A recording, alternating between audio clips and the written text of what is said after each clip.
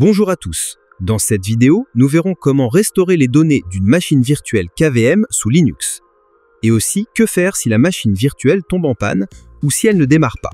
Comment restaurer une machine virtuelle KVM supprimée et la remettre en état de fonctionnement.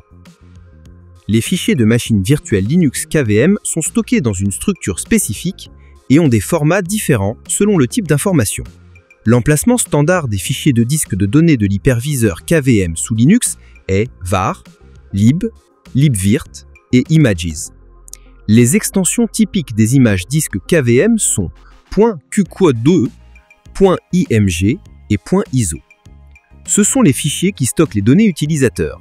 De plus, l'hyperviseur KVM sous Linux crée fichiers de configuration de la machine virtuelle, etc, libvirt, QEMU.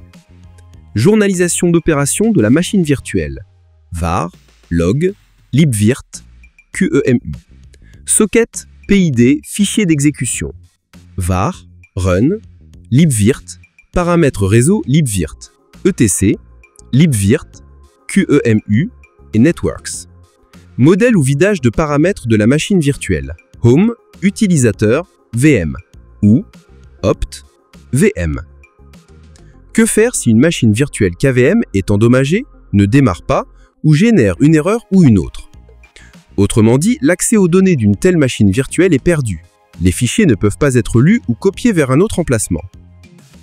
Pour accéder aux données d'une telle machine virtuelle, nous utiliserons le programme de récupération de données Hetman Partition Recovery. Il présente deux avantages indéniables par rapport à d'autres logiciels similaires. La première est que le programme a la fonction de monter les disques de la plupart des machines virtuelles. Et deuxièmement, le programme fonctionne sur toutes les versions de Linux. Donc, nous avons une machine virtuelle Linux KVM qui ne démarre pas pour une raison quelconque. Il contient des fichiers auxquels il faut accès.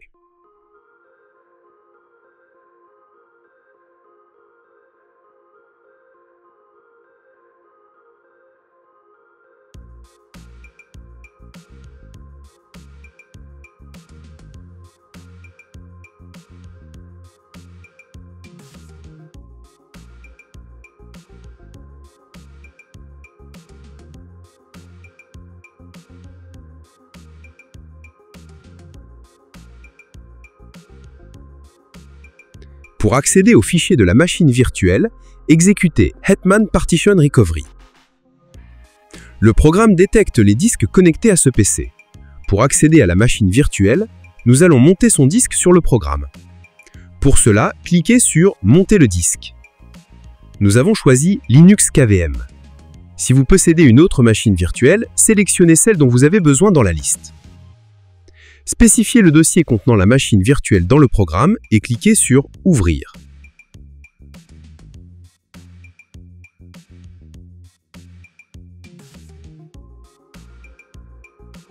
Hetman Partition Recovery a automatiquement détecté le disque de la machine virtuelle spécifiée. Cliquez sur « Suivant ».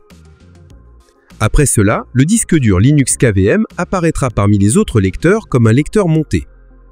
Pour y accéder, faites un clic droit dessus et sélectionnez « Ouvrir ». Une analyse rapide suffira pour commencer.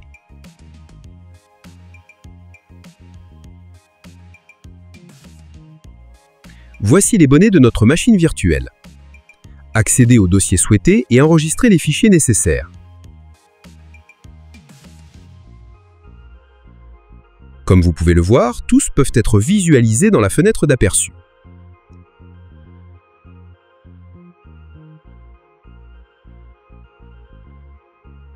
Attention, le programme détecte même les fichiers supprimés de la machine virtuelle avant qu'elle ne devienne inutilisable. Ces fichiers seront marqués avec une croix rouge.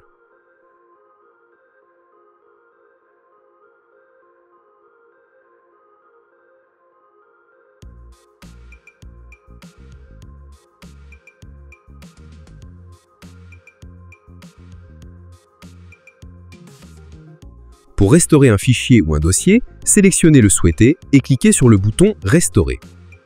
Spécifiez un dossier pour sauvegarder les données récupérées.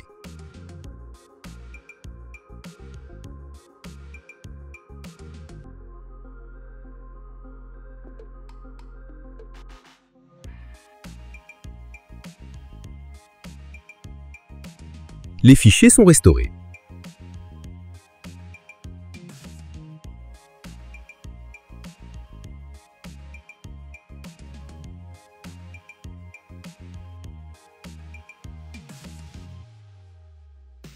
Que faire si une machine virtuelle KVM Linux est supprimée?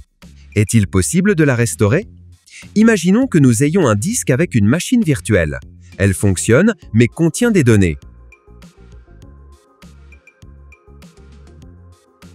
Supprimez-le accidentellement. De plus, la machine virtuelle peut être supprimée à la fois depuis son interface et depuis le gestionnaire de fichiers du système.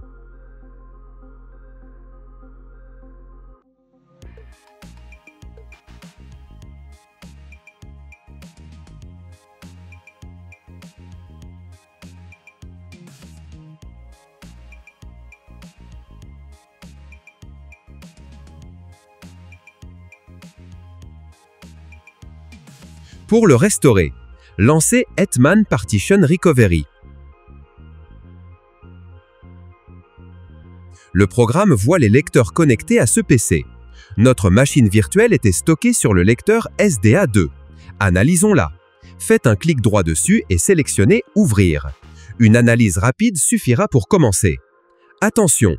Selon la raison de la suppression de la machine virtuelle ou d'autres facteurs, le programme peut ne pas la trouver après une analyse rapide. Dans ce cas, faites un clic droit sur le disque où la machine virtuelle était stockée et sélectionnez « Analyser à nouveau ». Sélectionnez « Analyse complète » et spécifiez le système de fichiers de ce disque.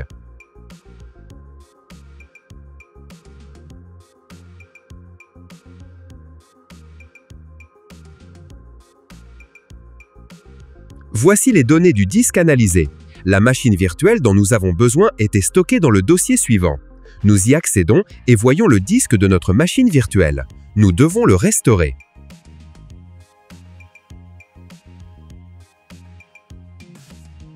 Pour restaurer, sélectionnez le disque de la machine virtuelle souhaitée et cliquez sur « Restaurer ». Spécifiez un dossier pour enregistrer les données récupérées.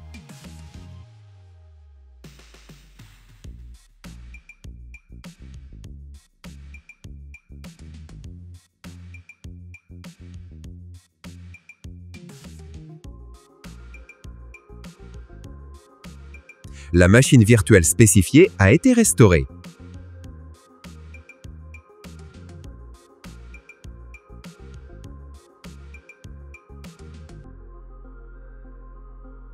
Comme vous pouvez le voir, le disque de la machine virtuelle souhaitée a été restauré.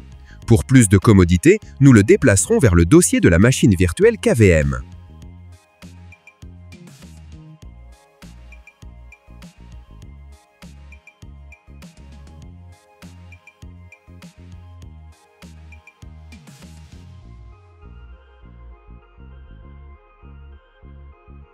Pour démarrer la machine virtuelle nouvellement restaurée, ouvrez Linux KVM. Sélectionnez « Créer une nouvelle machine virtuelle ». Dans la fenêtre suivante, sélectionnez « Importer une image disque existante ». Nous montrons le chemin pour y parvenir.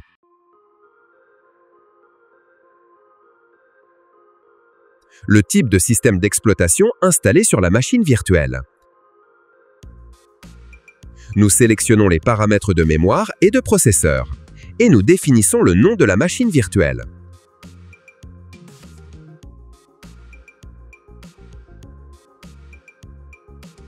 Voilà, la machine virtuelle est démarrée à partir du disque QCO2 nouvellement restauré.